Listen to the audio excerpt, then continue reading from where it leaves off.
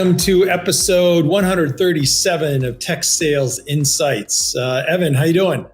Good. How you doing? Excellent. Really excited to have you on here. Thank you. Likewise. Good to be here. All right. So everybody, this is Evan Leong, who is the founder and CEO of Product Signals. Title of the podcast is Best Practices for Sales to Help with Product Feedback. Something that is definitely missing, and we really don't hear much about it. We're also sponsored by Modigi, who is the last mile optimization sponsor of Sales Community. In order to sell more, you have to have the right contacts, and Modigi does a great job of helping with that. As always, we have Tucker behind the scenes helping. So Tucker, thank you very much for your help as well. For those that are members of Sales Community, thank you so much. For those that are not, Tucker will put up a free link. You can get a membership, salescommunity.com/summerfree. So if you want to learn more and sell more, check us out. And getting into things here with Evan. So Evan lives in San Carlos, California.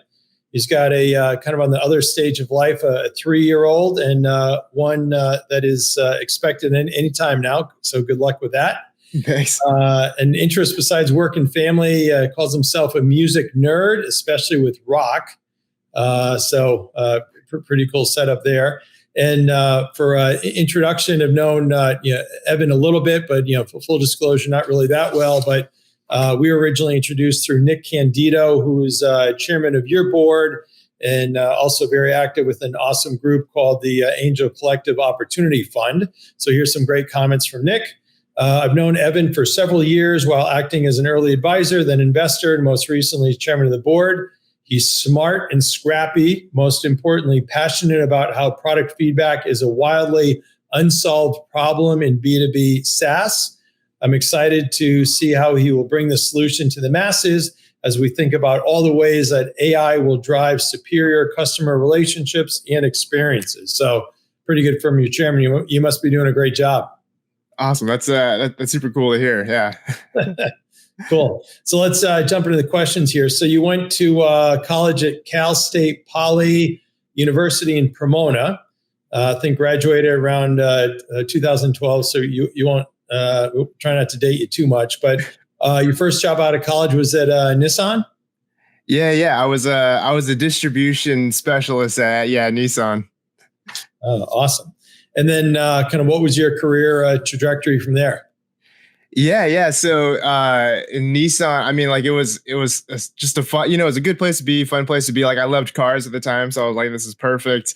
The job itself, I was in distribution and kind of like handling which markets needed to build like X amount of cars per se, and the specific types. And then from there I transitioned more into a marketing role. And after a couple of years there, I realized that I kind of wanted to just build apps. Like I wanted to learn how to code. I want to learn how to build apps. And at the time it was like kind of all the hype as well. And so started to take a course, like an online course that this guy had made, and it turned out to be like his first course that he ever sent out into the wild, and it sort of blew up overnight. And so I was kind of one of the first early students there. And after a couple months of his course blowing up, he was like, "Hey, I want to build like this out into a whole platform." And so me being one of the early members of his community, we ended up like me, him, and a couple other guys ended up, building out like a company. So it was sort of like my first, real start at a startup.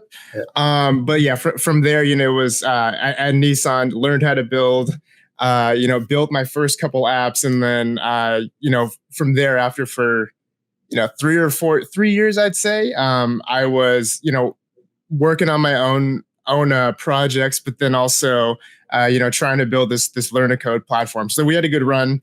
I think we brought it from 0 to at our highest, it was like 1.2 million in revenue. And then kind of, petered out a little bit towards the end there. And that's when I, transitioned, fully into tech, worked at Showpad for a little bit, and then now Product Signal. So awesome. So product signals, your tagline is product feedback built for modern teams. How'd you ever think about starting it? Yeah, so it was actually sort of scratching. It was a combination of scratching my own itch as a product person, and then also COVID. I had I was stuck in the house and wanted to do something with my time, and so essentially, over the handful of roles that I've had in the tech space, I just noticed that it was really difficult to wrap my arms around the feedback coming in, primarily with CS and sales. It's all super important, especially as you start to swim upstream. Those B2B environments, it gets really, really difficult to look at data, look at just straight analytics and make a decision. It's a lot more nuanced than that. As an example, right? If a rep comes, and says, "Hey, I have a $3 million deal on the line. Can we squeeze this feature? And this is the only thing that we're missing."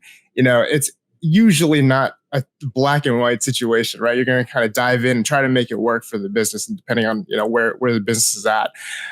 So being able to hold all of those contextual items, in the same sort of spectrum, and then make a good product decision, especially in those B2B environments, is something that I wish there was a better way. I was trying to find a way to handle that those situations. And so that's sort of the origin of it. Actually, I don't think I've ever said this before. What's funny is Product Signals actually started as a company called Deal Signals, which was essentially a collaborative knowledge hive for sales reps. But as I started to do more discovery, I realized that it was difficult to get that engine going, and it wouldn't be as meaningful. It's more of a feature rather than a company. So I sort of pivoted to Product Signals, but then still keeping that sentiment alive of we need the voices from go-to-market, support, CS. How do we get that with the context that's missing today? And so that's sort of how it all started. The second thing that really dialed in on early was closing the feedback loop. So a lot of times, in previous roles, sales reps would come and say, "Hey, any chance we're going to build this feature, in the near future?" And most of the time, it's engineers say no. Engineers say no. What? We're trying to do something that the person that's actually writing the check for wants us to do? It's crazy. Yeah. And so a lot of times they'd ask, it's "Hey, we can't right now, but I'll keep you posted." And that whole keeping you posted loop just kind of falls to the wayside. And that's how, silos get built. So trying to break down those walls as well. Awesome. Very cool. And you are the epitome of founder-led sales. So you're also the sales team, correct? Yeah, absolutely. And now you didn't grow up in sales per se, right? So how have you figured it out? Yeah, no, it's been quite a grind. So I didn't grow up in sales, and being a product person, it is, especially in a startup, it's easy to kind of hide behind just building and thinking that all the answers can be solved through building, and at some point you have to sell. And so I sort of just dove into it straight. I think I started by just email or LinkedIn messaging, the max amount of people every single day, and just trying to get calls. Really, I think that was the most interesting time or experience, is because I'd never really done that. Never really done that before. I never really gave a demo before. So I was frantically YouTubing, how do I give demos? What's the best way to sort of showcase, or just the whole discovery process. That was new to me. So I would say 2020. I mean, even till now. So the past 3 years has really been me sort of stumbling and learning of how to keep people engaged, or really finding if they're a good fit. I think before I would always try to "Hey, you want this, and I know you do," and now it's a little more refined. But yeah, started just maxing out my email, emailing at hundreds of people a day, LinkedIn, and then now we used over time sort of crafted our stack, but used Apollo for a little bit, and then now we use Instantly.ai. So able to essentially hit the masses in terms of outbound, and then go from there. Awesome. Cool. So in terms of your selling, then you're doing these cold outreaches mostly through email and LinkedIn. Yeah. And then you hope then that there's a response back that say, yes, I'm interested, want more information. And then you eventually get them on the phone. Yeah, absolutely. That's how we found works best, or I found works best right now. And so, yeah, we'll do, hey, this is what we do, really quick, really brief, and even tweaking that sort of messaging and sequences, is just been like every probably month, I'm like changing something, from 2020 till now, just like changing something, trying to optimize that. But we have a, book a demo link and then get them on and, see if they're interested. Awesome. And then kind of who's in your ICP, your ideal customer profile, in terms of type of companies, and then as well as decision makers? Yeah, our ICP are typically growth stage B2B SaaS companies. So our sweet spot right now is anywhere from Series A through C-ish, or it's around 200 people, 100 to 200 people in the company. We found that the growth stage, or when you really start to build out your sales motion or scale it, as well as hire your first couple of product managers, like that's where things start to break and walls start to form. And so that's sort of our ICP. And then we typically sell to product leaders directly, or that's mainly where it comes out of. So chief product officers, VPs of product. But what's interesting about, I guess, what we've learned so far is you still kind of need this checkbox from, sales or CS, or one of the two at least, just because they're going to be the ones kind of coming in the platform and helping, bring product feedback in. They want to make sure that, their team can get on board with it and it kind of fits into their stack too. So that's kind of one of the unique things about our sort of business, or our go-to-market motion, is it kind of requires multiple checkboxes, but it, provides a huge learning opportunity. Awesome. Yes, I would imagine, back in we're talking before, but kind of early days at EMC, when it was a smaller company, if I'm in sales or I was running a marketing group, I would work hand in hand with that engineering group and the product group. But it seems like, especially now with COVID and everything else, it's kind of like there's this brick wall set up between the two groups, and it's not a natural thing.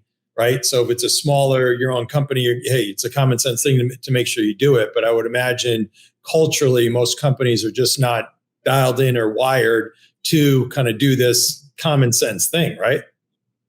Yeah, absolutely. And I think what was interesting is, one of the biggest takeaways I've had over the past couple of years is the culture varies so much. And I sort of knew that going in. Some are really, really good at, interdepartmental collaboration, and some are just it's we're in different rooms speaking different languages. But I didn't really know how diverse or how spread apart those were until I really dove in and started talking to all the teams that we have over the past couple of years. So you're absolutely right. The number of, I think, companies that are in the hey, we have silos, or there have been these walls built up, and if we don't do anything about them, they're going to keep building, which is even worse. Is higher than I thought, but at the same time, there are companies that understand that and want to fix that, and it's just a matter of getting there. So basically, don't take this the wrong way, but because companies have poor communication, you don't have the product leadership, customer success leadership, and sales leadership orchestrating their teams. So because of that gap and that void, that's where product signals comes into play, right? You fix that. Yeah, absolutely. And our goal, aside from creating the ideal workflows to handle that, is to also aid in the culture, of that. I think a lot of leaders understand that it's a problem now, and they want to fix it. But it's a lot to change that culture. And so over the course of our existence, sort of realize that and baking that into our workflows, or at least just being mindful of it, is super important, I think.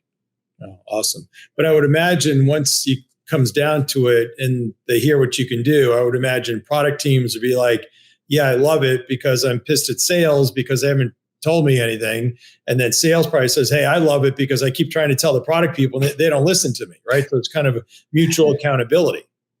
Yeah, no, 100%. I think like the visibility is like a big part of it. And what I like specifically what I mean by that is, a lot of times reps will say like, hey, I have a deal riding on this, and products like, yeah, like I know, but like my hands are tied, or like, we're drowning in. I think both are super valid, right? Like, right. Hey, I'm trying to move business here, and products like, hey, I'm trying to build, but like I'm drowning in all this other stuff. Like I can't get to it right now.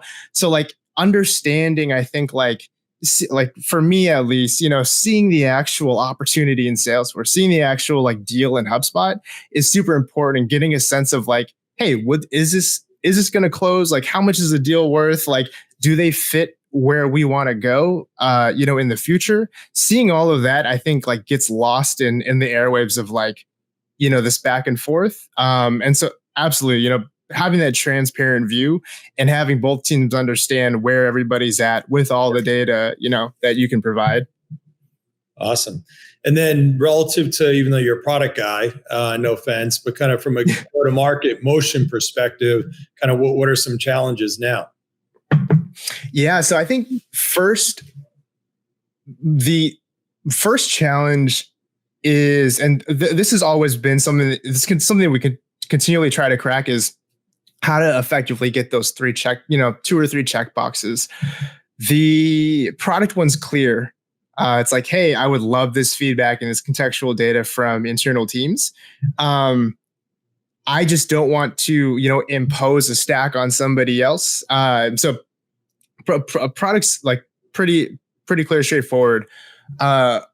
Where it starts to get tricky, and I think this is sort of like a unique nature to our businesses, getting buy-in from like the other departments. And, I think at the end of the day, getting them all to agree to this sort of like culture shift is really what it is. Because if you can get that, then it's like the stack is the stack. We will make it work. And so that's one of the biggest challenges, I think, is like we're solving for workflows and we're solving for friction points within the organization, but we're also solving for that culturally as well. And then, with the rise of or just the past couple of years of COVID, lockdown, and then, like this hybrid sort of remote work thing, like I think remote work is awesome. But at the same time, like it's harder to kind of like stay connected, with people. You can't like sit around in a break room and just like talk and like really bond with, somebody, or that just becomes harder. And so solving for the cultural problems with like, I think like external factors that happen in the market has been, like one of the biggest challenges that we faced in our go-to-market motion. And then the sort of like follow on to that is just, budget cuts. Of course, like there's market turbulence. There's a lot of it. Everyone's, kind of tightening their belts a little bit. And so, getting somebody to buy into an interdepartmental tool in a tough economic time, will always be a challenge, but we're trucking along because we believe that in the long run, it becomes a competitive advantage. Awesome. And to the degree you can talk about it, how you doing with customers and revenue, and any specific customer names that you can give? Yeah, I will. So customers, we do have paying customers in market. I like to call them like our initial cohort, early adopter, paying customers. They're great. They're awesome. I won't, sort of disclose our MRR or anything like that, but our paying customers are absolutely wonderful. Flatfile, shout out to Flatfile, Bonusly, and Raptor Maps, many others.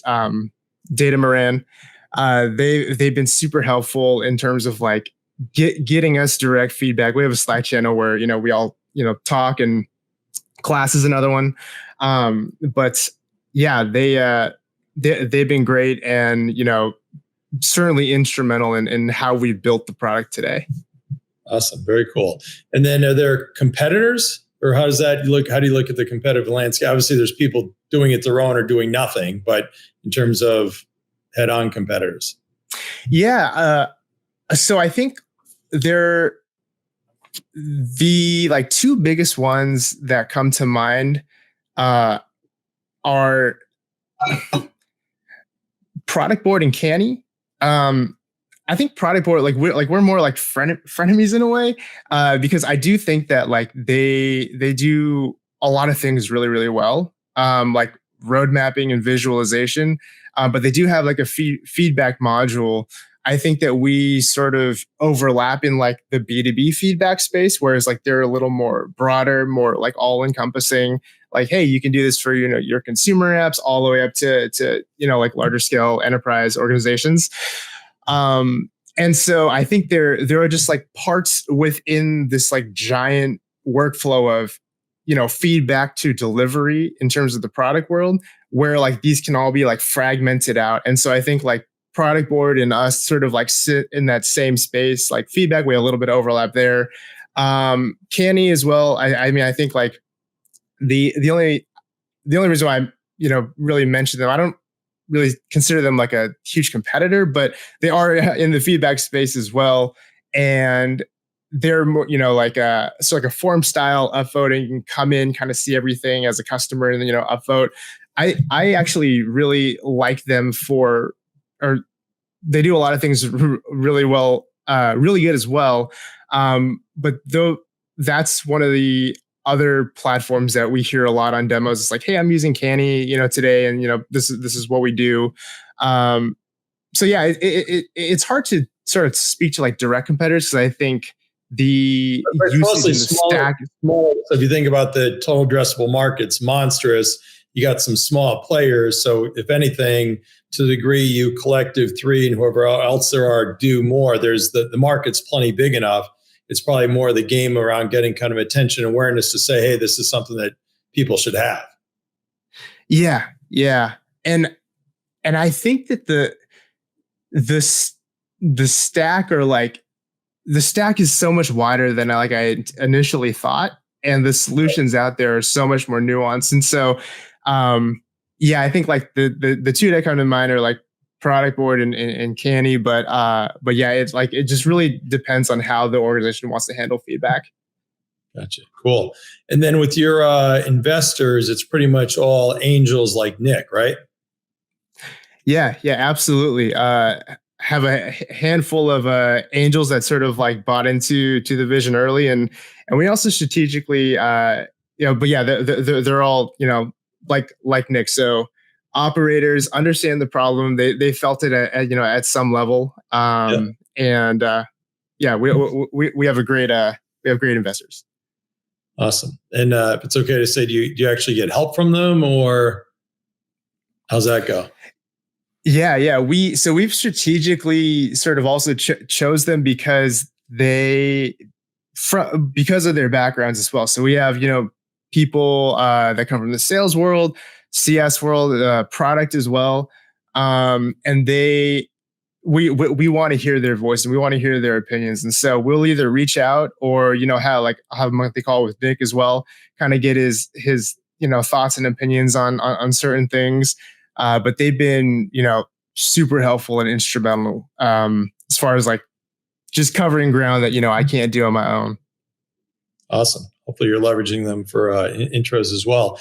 So we have from Sports and Nature. Sorry for not saying before. Yes. So definitely feel free to chime in with any questions or any comments at all. And we got Tucker behind the scenes who will pull those up. So Sports and Nature, or whoever you are, feel free to chime in there. You can either hear us or see us. We cannot see you.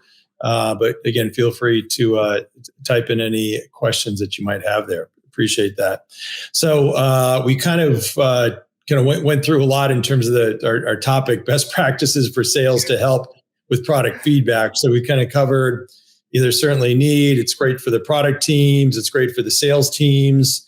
Would imagine it also, again, back from my days selling, we didn't always listen to the feedback, but it was kind of a good smoke screen to just get in front of customers again, solidify the relationship, and usually go try and sell more. So kind of getting the feedback also helps with selling more to to your customer as well, right?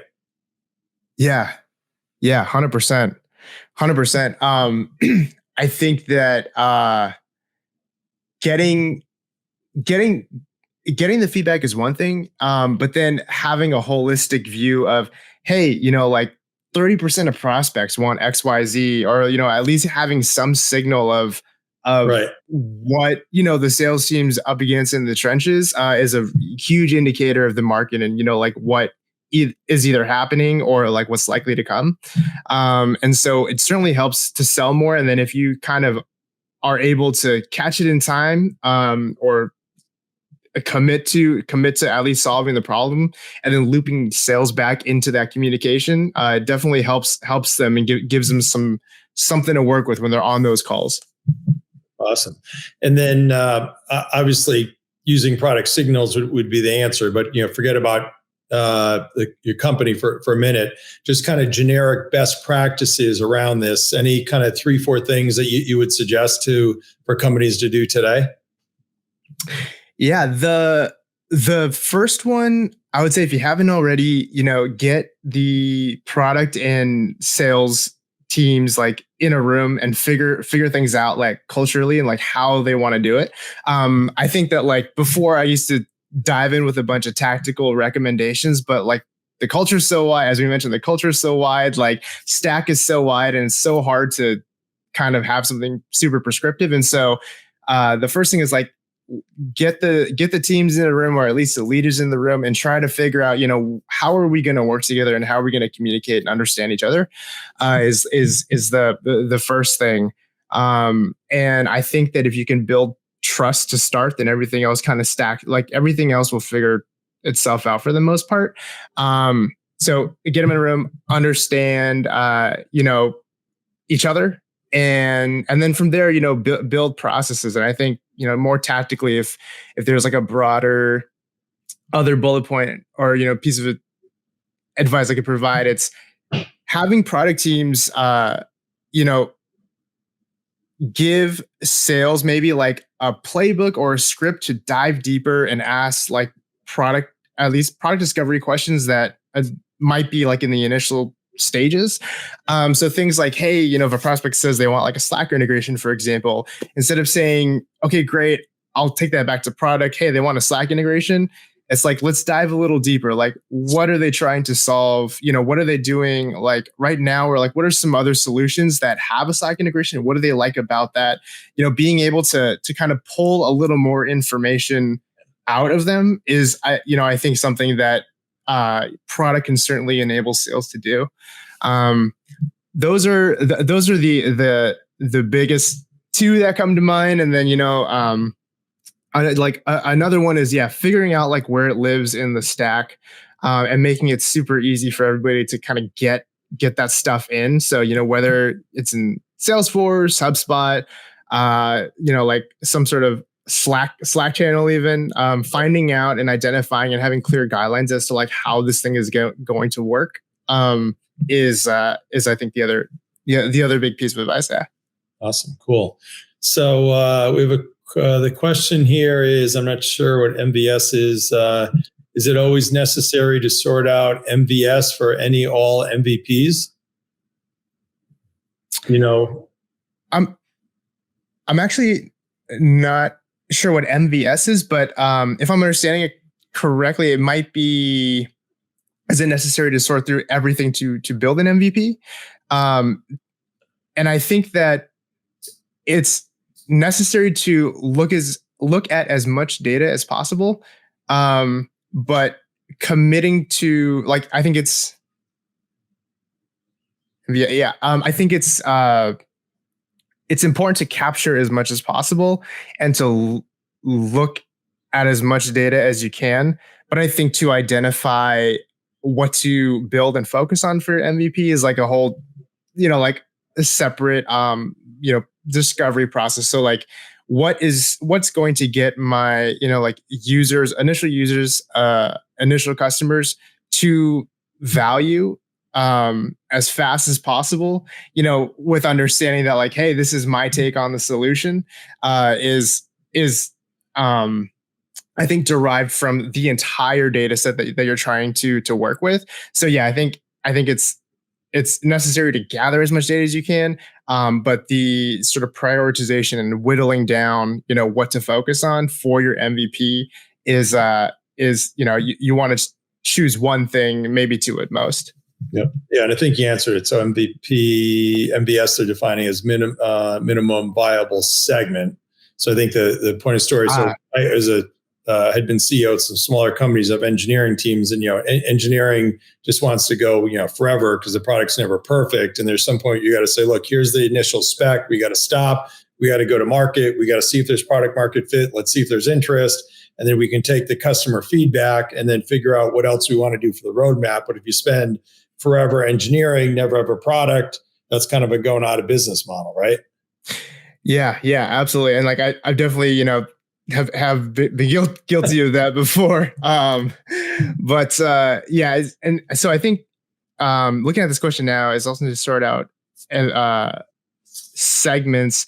Yeah, I think it actually depends, and this might be just like my personal experience, but I think it depends, because sometimes like if sometimes you'll uncover other segments just by getting your product or your MVP in front of them, and uncover learnings and different nuggets of information that you might not have otherwise if you had just focused on one segment and tried your MVP down that path.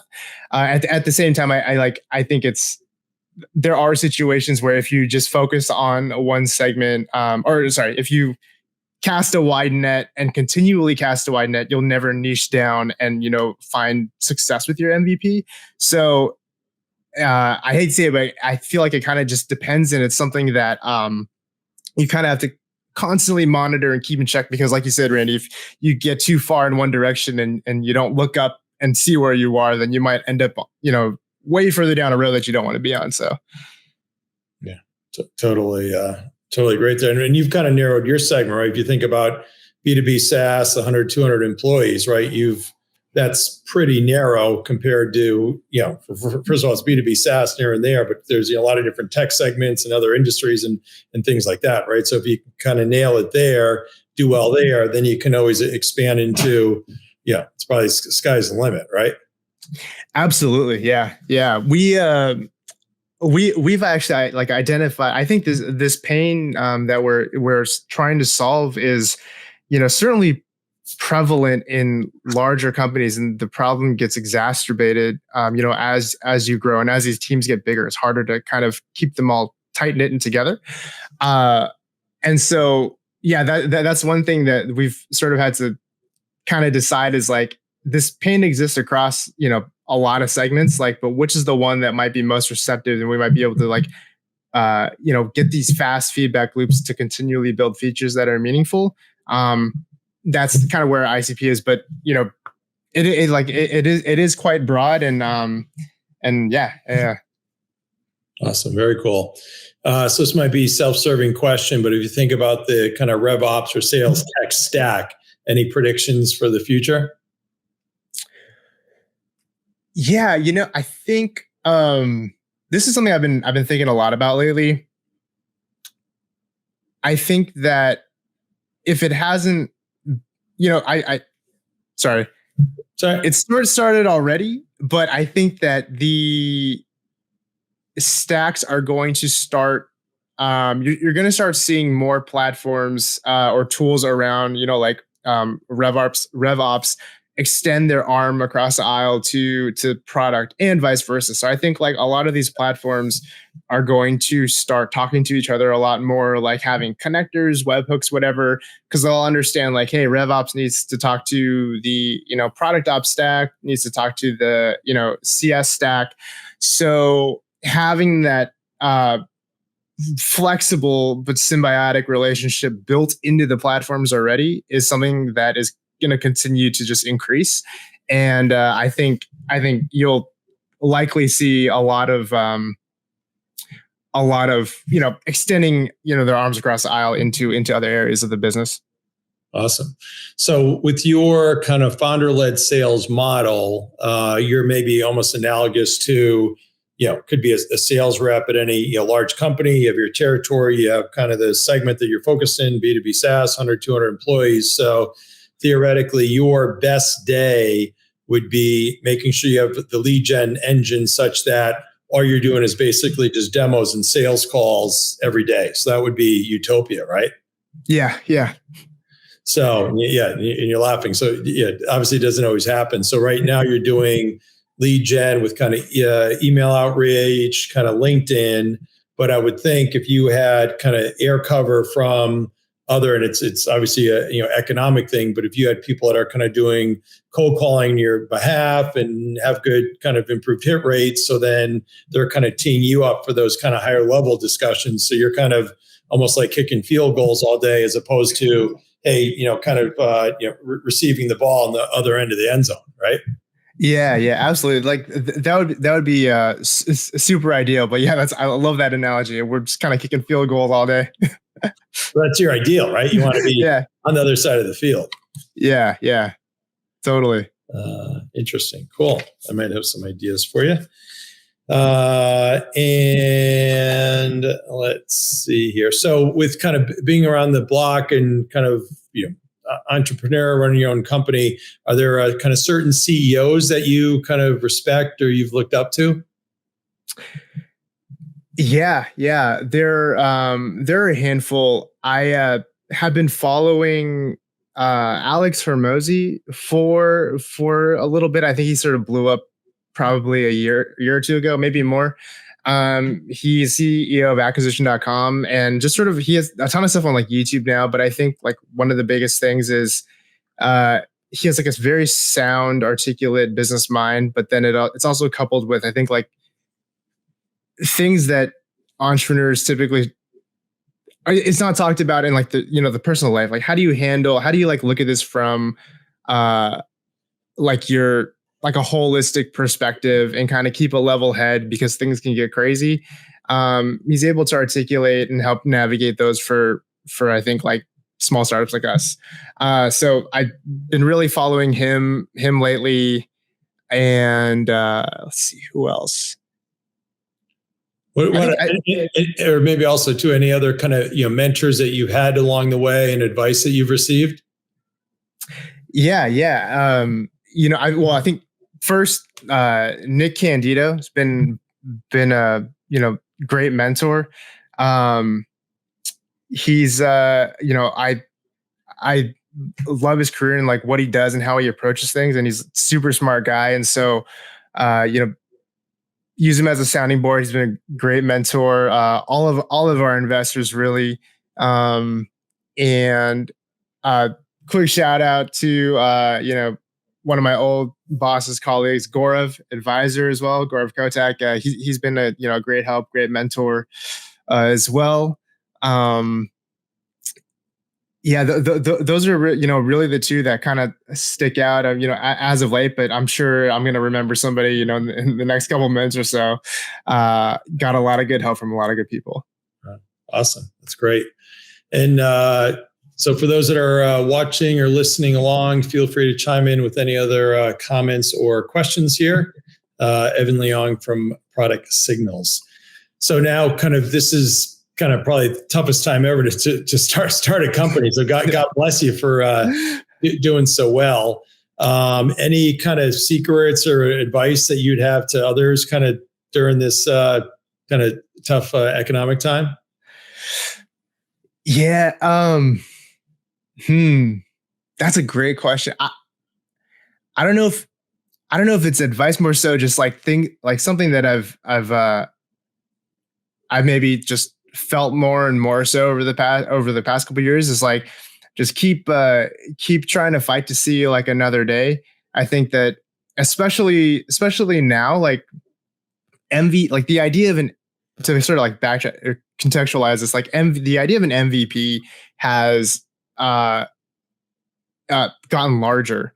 And so it's taken longer to validate a business idea. It's longer to kind of get your first customers. It's longer to find traction. It's not always, but I think on average, it is harder because there's solutions everywhere now, and so it takes longer to find that. And if you can stick around to give yourself the opportunity to get there, I think that is one of the biggest pieces. So, it is hard, and it's like not easy to say like, hey, in an economic downturn or in turbulence, like just stick it through, because it's easier said than done. But at the same time, I think that's probably like the biggest thing is like keep focusing and sustaining that belief in what you're building and what you're doing. If you can live to see another day, live to see another quarter, you'll set yourself up for opportunities. Awesome.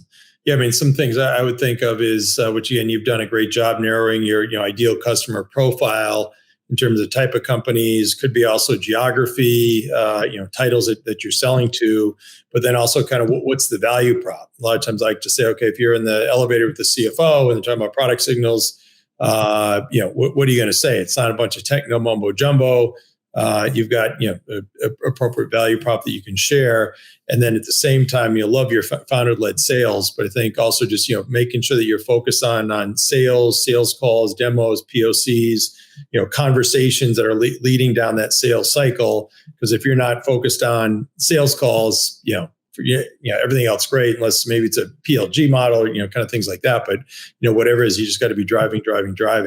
So on a probably similar vein, coincidentally, so a question here is, I'm a business development manager and I'm looking to start my own web design and digital marketing agency.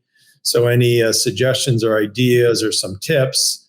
So some things, I think I just mentioned, which would be kind of, who are you going to sell to? What are you going to sell? What's the value? Why are they going to spend money with you? Would be some things that would come to mind.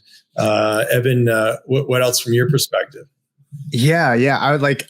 I would say, as you mentioned, refine like, hey, this is what I do and like what makes me different. Like, why would you choose me, for design or digital marketing over anybody else? And then I would say the second thing is like, just try to get, your first customer. Doesn't matter like how big or how small. I think getting like your first customer or somebody to at least like kind of give you a shot, gets the engine going, and you'll just like learn a ton. Like you'll continually like learn, like we're continually learning. But like getting those first initial customers, or at least just the first one, it's daunting to think about like, okay, I want to scale this to, like a 6-7 figure, 8-figure business agency, what have you. The first one is a huge milestone. And so, refine the niche, the messaging, and then getting the first customers is, I think, what I would focus on. Awesome. Very, very, very cool.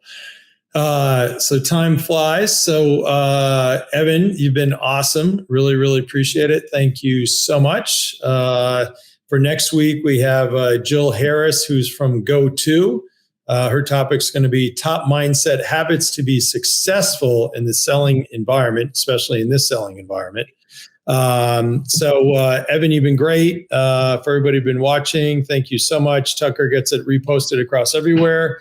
Thanks to Modigi for sponsoring. And for those that are members of the sales community, thanks. If you're not, feel free to check us out and join. So, all right, everybody, have a great week. Thanks, Evan.